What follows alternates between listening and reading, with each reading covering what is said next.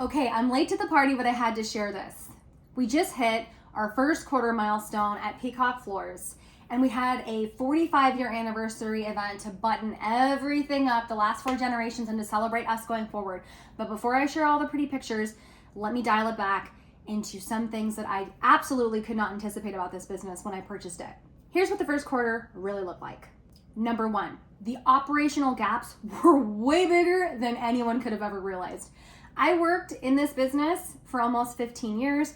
I owned and I operated the business, but taking that business after I left it out of my dad's head for 45 years and into multiple different software and technology programs that we had never done, I had no idea the amount of painstaking time this would take and how brutal it would be, how it would cause bottleneck after bottleneck all freaking day, every day.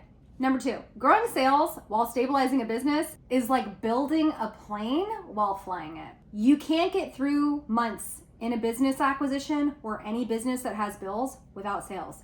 Sales cures all.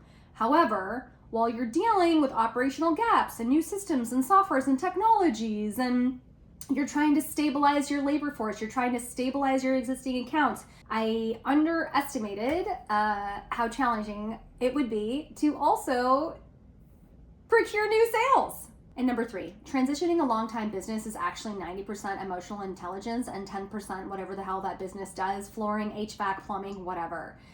I had to grow substantially as a human being in order to learn how to work with other people in this really specific environment, how to lead, how to develop the business, and how to tie in everything so that I could keep motivating people to show up, because it was no easy feat what we accomplished in the last quarter. Even though we had record-breaking months, we also enter a slow period, which is the winter, which is terrifying when you hold debt against a business that you just acquired.